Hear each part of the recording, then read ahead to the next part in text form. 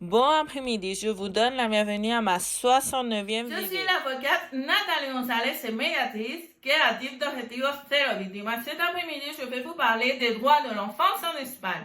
Les normes applicables en Espagne sont normes internationales, déclaration des droits de l'enfance approuvée par l'Assemblée générale des Nations unies le 20 novembre 1959, Convention des droits de l'enfance approuvée par l'Assemblée générale des Nations unies le 20 novembre 1989, ratifié par l'Espagne le 30 novembre 1990.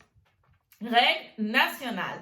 Constitution espagnole de 1978, article 39.4. Les enfants jouissent de la protection prévue dans les accords internationaux qui protègent leurs droits et aussi la loi organique ABA 1996 du 15 janvier sur la protection juridique du mineur.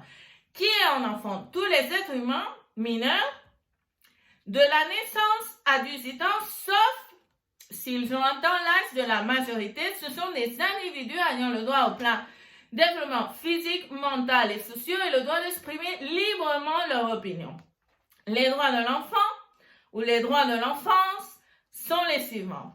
À la vie, ayant une nationalité à la naissance, vivent avec leurs parents, sauf lorsque la circonstance, c'est mieux de les séparer pour l'intérêt supérieur du mineur. Dans ce cas, il est nécessaire un contact direct. Quitter et entrer dans n'importe quel pays, entrer dans le sien.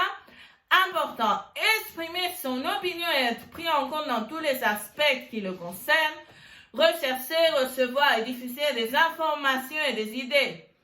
Pour autant que cela se fasse, comme toujours, sans porter atteinte aux droits d'autrui, une liberté de pensée, de conscience, de religion, liberté d'association et de réunion, non ingérence dans sa vie privée, sa famille, son domicile et sa correspondance, et ne pas être attaqué en son heure à des informations, à des cadres qui favorisent leur bien-être moral, leur connaissance et leur compréhension des peuples, en respectant toujours la culture de l'enfant.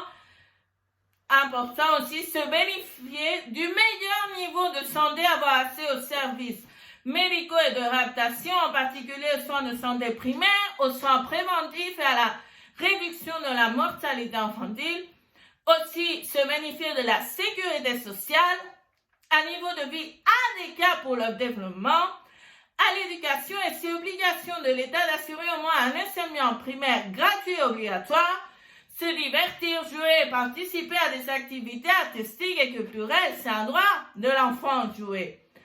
Être protégé contre l'utilisation et d'avis de stupéfiants et l'exploitation sexuelle. Mon opinion, il est essentiel de protéger les enfants, car ils sont notre avenir. Tous les droits énoncés bénéficient de la même protection. Même s'ils sont des enfants, ils ont des années avec des droits qui doivent être respectés face à tout et à tous. En prévalant toujours l'intérêt supérieur du mineur, tous les pays du monde doivent respecter tous les droits et en plus de les respecter, ils doivent remplir leurs obligations. L'Organisation des Nations Unies doit contrôler que tous les pays le font et en cas de non-respect, les sanctionner. Les citoyens conscients du non-respect de ces droits doivent le signaler à l'autorité compétente. Pour conclure, les enfants doivent toujours être protégés car ils sont notre avenir. Et il ne devrait y avoir aucun privilège concernant ces droits parce qu'on est né dans un pays ou un autre. On ne décide pas où on est. À plus tard. Cette semaine sur le blog avocatnathaliegonzalez.com, je vous ai laissé les liens directs aux normes. Comme toujours, dans la boîte de description, vous avez mes données de contact et mes réseaux sociaux. N'hésitez pas à me contacter. Je vous souhaite une merveilleuse semaine. On se revoit dans la prochaine vidéo. À plus tard.